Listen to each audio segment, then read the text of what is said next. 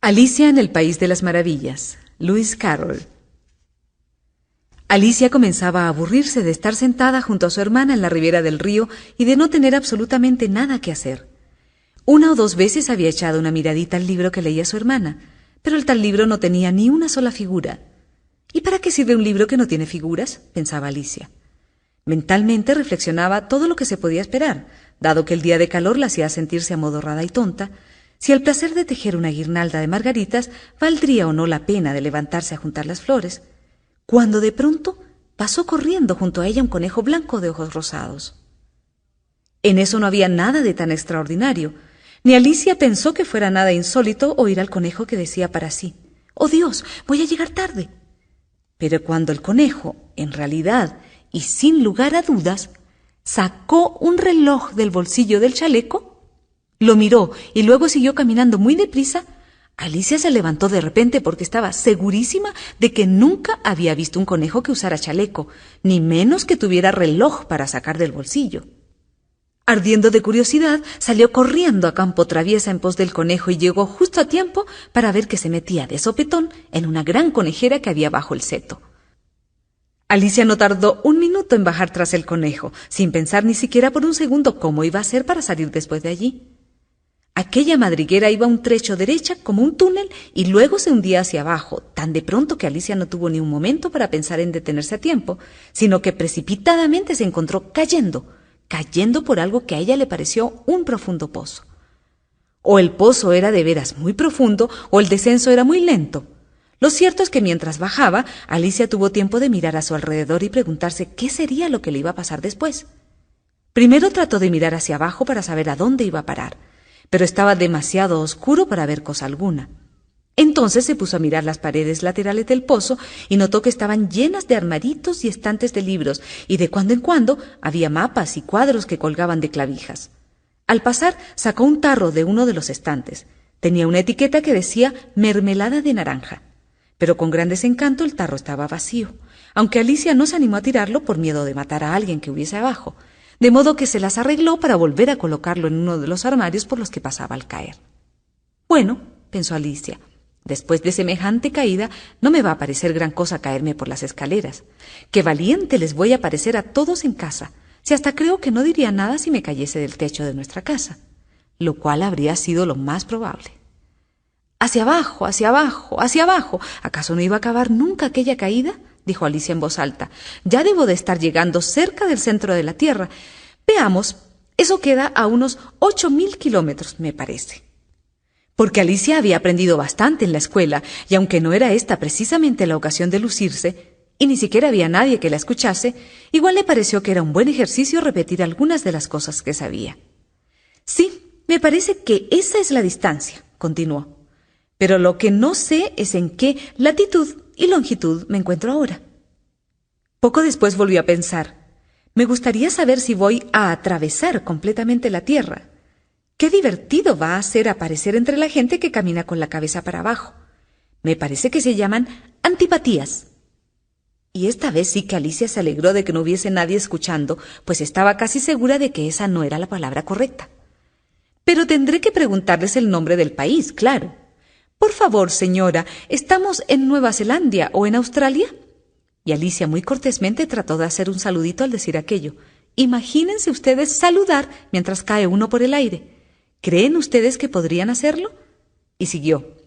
Pero van a creer que soy una muchachita muy ignorante. Mejor será no preguntar nada y quizá veré algún letrero que me ilumine. De repente sintió que golpeaba sobre un montón de ramas y hojas secas, y la caída había terminado. Alicia no se había lastimado en absoluto y en un momento había saltado sobre sus pies. Mirando hacia arriba no pudo ver nada porque estaba completamente oscuro por encima de su cabeza, aunque delante de ella se extendía un largo pasadizo, por donde todavía se alcanzaba a ver al conejo blanco, que se escurría deprisa. No había un minuto que perder, de modo que allí salió Alicia, rápida como el viento, llegando justo a tiempo para oír que el conejo decía al volver una esquina: «Dios mío, por mis orejas y mis bigotes, que se me está haciendo tardísimo». Alicia había estado pisándole los talones cuando el conejo volvió a aquella esquina, pero al dar la vuelta ya no se veía más. La chica se encontró en un vestíbulo largo y de techo bajo, iluminado por una hilera de lámparas que colgaban del techo. Alrededor de aquel vestíbulo había muchas puertas, pero estaban cerradas con cerrojo, y una vez que hubo probado todas las de un lado y todas las del opuesto, se puso a caminar por el centro del hall, preguntándose tristemente de qué modo iba a salir de allí, si es que salía alguna vez. De pronto encontró una mesita de 3 patas, toda hecha de vidrio. Encima no había nada más que una diminuta llave dorada, y Alicia creyó primero que ésta abriría una de las puertas del hall. Pero, ¡ay!, los cerrojos eran demasiado grandes o la llave demasiado chica. Lo cierto es que aquella llavecita no servía para ninguna. Al dar la vuelta una segunda vez, sin embargo, advirtió una cortina bajita que antes no había visto. Detrás de la cortina había una puerta de unos 50 centímetros de alto. Al probar allí la llavecita dorada, tuvo el gran gusto de ver que ajustaba perfectamente. Abrió entonces la puertita y vio que daba a un pequeño pasaje, no mayor que una cueva de ratones. Arrodillándose, miró por aquel agujero y vio el más bonito de todos los jardines que había contemplado en su vida. Cómo deseaba salir de aquel hall oscuro y pasearse por entre esos canteros de flores brillantes y entre aquellas fuentes que parecían tan frescas. Pero ni siquiera podía pasar la cabeza por el vano de la puertita, y aunque pudiese pasar la cabeza, de mucho le iba a servir sin los hombros y todo lo demás, pensaba la pobre Alicia. Me gustaría poder plegarme como un anteojo de larga vista, y creo que podría hacerlo si solo supiera cómo comenzar. Tantas cosas insólitas le habían ocurrido a Alicia últimamente que ya le iba empezando a parecer que había pocas cosas realmente imposibles. Como parecía inútil quedarse ahí junto a la puertita, Alicia se volvió a acercar a la mesa esperando a medias encontrar algo nuevo, algo así como otra llave o algún librito de instrucciones sobre la manera de plegar a la gente como se pliegan los anteojos. Pero esta vez lo que encontró fue un frasquito, que por cierto no estaba allí antes, pensó Alicia. Atada alrededor del cuello del frasco había una etiqueta con la palabra bellamente impresa en grandes mayúsculas: «Bébeme». Todo esto estaba muy bien, pero la prudente Alicia no se hallaba dispuesta a apresurarse a obedecer aquella orden. Primero tenía que mirar si no había otro letrerito que dijese «veneno», pues había leído muchos cuentos de chicos quemados, comidos por fieras u otras cosas desagradables. Sin embargo, el frasquito no tenía la marca veneno, así que Alicia se animó a probarlo. Y encontrando bueno el gusto, pues había un poco a tarta de cerezas, a flan, a pavo asado, a caramelos de leche y a tostadas calientes con mantequilla. No tardó en bebérselo todo. «¡Qué sensación más curiosa!», dijo Alicia.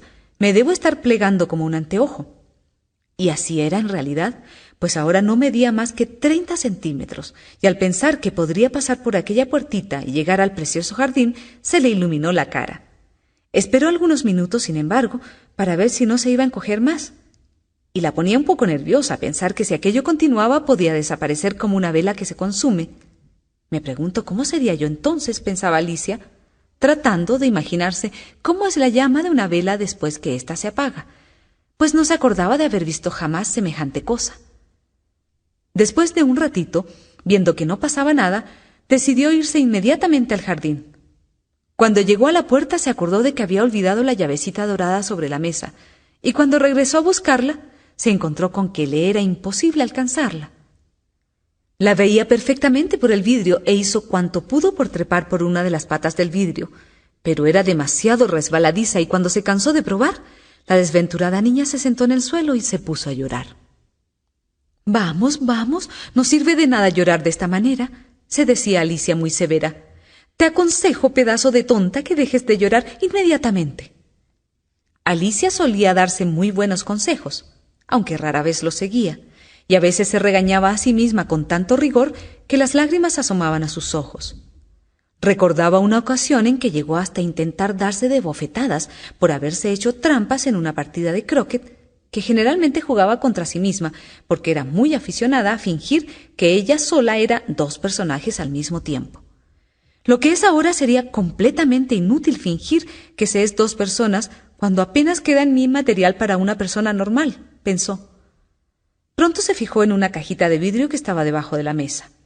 La abrió y encontró un pastelito con la palabra «cómeme», muy bonitamente hecha con pasas de Corinto. «Bueno, lo voy a comer», dijo Alicia, «y si me hace crecer de nuevo, podré alcanzar la llave sobre la mesa, y si me achico todavía más, Podré arrastrarme por debajo de la puerta. De todos modos, ganaré el jardín y no me importa nada cuál de las dos cosas me suceda. Comió, pues, un pedacito, diciendo con inquietud para sí: ¿En qué dirección voy?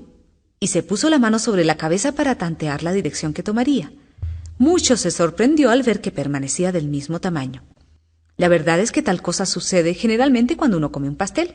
Pero Alicia, como se había acostumbrado ya a esperar que no sucedieran más que cosas extraordinarias, le parecía muy aburrido y estúpido que la vida siguiera su curso normal.